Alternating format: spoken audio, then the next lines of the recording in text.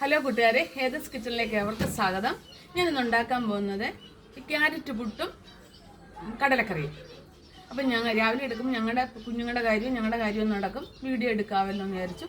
അപ്പോൾ അതിനായിട്ട് ഞാൻ സ്റ്റൗ കത്തിക്കുവാണ്. തവ വെച്ചിട്ടുണ്ട്.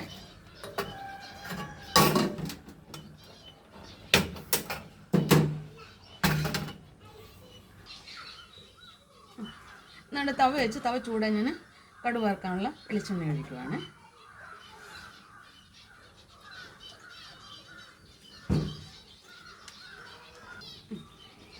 എണ്ണ ചൂടായി അതുകൊണ്ട് ഞാൻ കടുക് ആദ്യം നമുക്ക് കടലക്കറി അങ്ങ് വെക്കാം.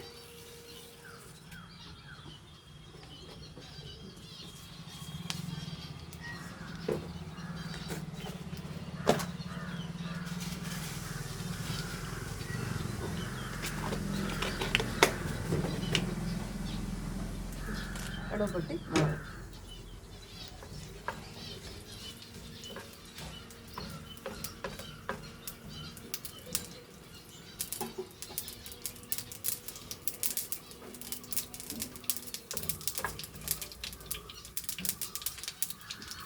കറിവേപ്പില ഞാൻ കടലയ്ക്ക വേവിച്ചതിനകത്ത് കറിവേപ്പില ഇട്ടിട്ടുണ്ട്. ഇങ്ങനെ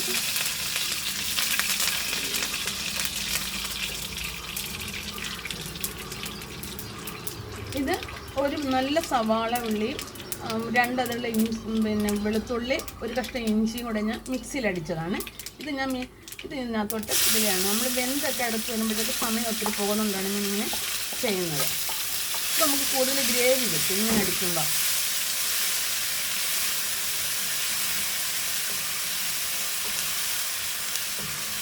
വെള്ളമൊക്കെ ഇതിനോടൊപ്പം തന്നെ ഒരു തക്കാളിക്ക് ഞാൻ മിക്സിയിലടിച്ചതാണ്.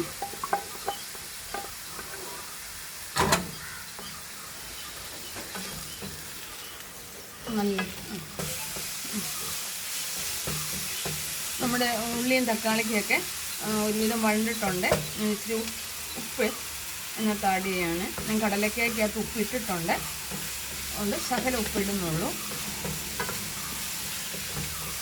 പിന്നെ മല്ലിപ്പൊടി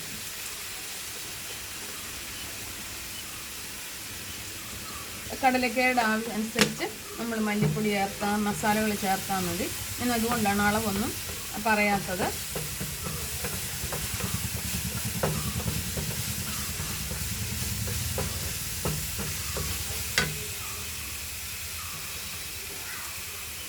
മുളക് പൊടി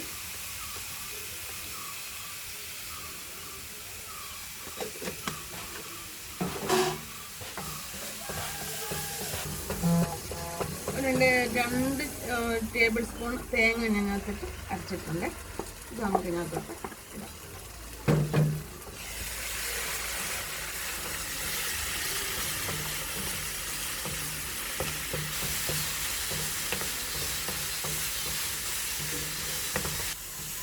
നമ്മുടെ ഗ്രേവി ഒരുവിധം റെഡി ആയിട്ടുണ്ട്. ഇത് ഈ കടലക്കകത്ത് ഞാൻ ഗരം മസാല, കരിയാപ്പലയും ഉപ്പ് ഇട്ട് വേവിച്ചതാണ്.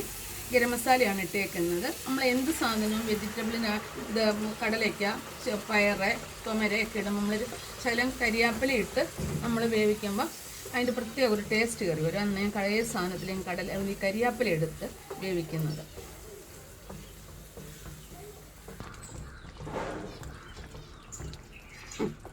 ഇത് ഗ്രേവി എല്ലാം കടലേക്കാണ്. ശകലം വെള്ളം കൂടെ ഒഴിക്കുകയാണ്. ഇച്ചിരി ഗ്രേവി വേണ്ടതുകൊണ്ട് ഒരു ശകലം, പുട്ടല്ലേ അപ്പോൾ പുട്ടിന് ഗ്രേവി വേണമല്ലോ. ഇച്ചിരി കായപ്പൊടി, ഗ്യാസല്ലേ കടലയ്ക്ക്, അപ്പോൾ നമ്മൾ കായപ്പൊടി ചേർക്കുന്നത് നല്ലതാണ്. അപ്പം ഒന്ന് തിളച്ച് അടച്ച് വെക്കാം. നമുക്ക് തിളച്ച് പറ്റി കഴിഞ്ഞിട്ട് നമ്മുടെ കടലയ്ക്കൊക്കെ റെഡി ആയിട്ടുണ്ട്. ഞാൻ ഗ്രേവി വേണ്ടതുകൊണ്ടാണ് ഇച്ചിരി കൂടുതലാക്കി വെക്കുന്നത്.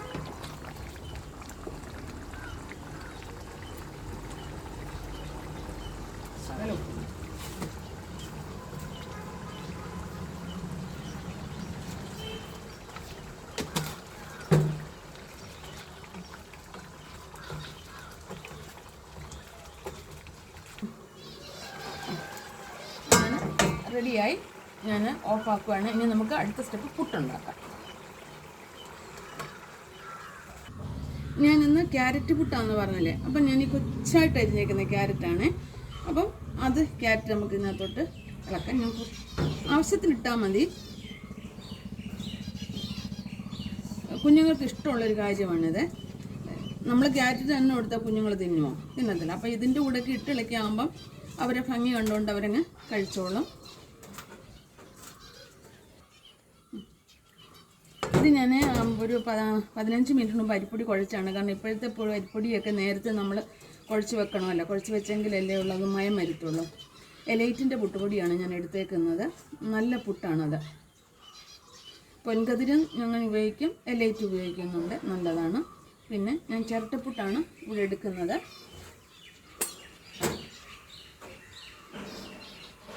തേങ്ങ വരിട്ട്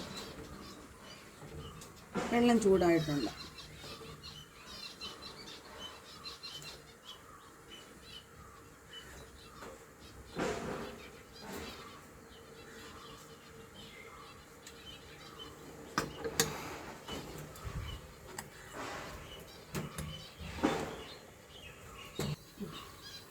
പുട്ട് റെഡി ആയിട്ടുണ്ട്. ആവി വന്നുണ്ടോ?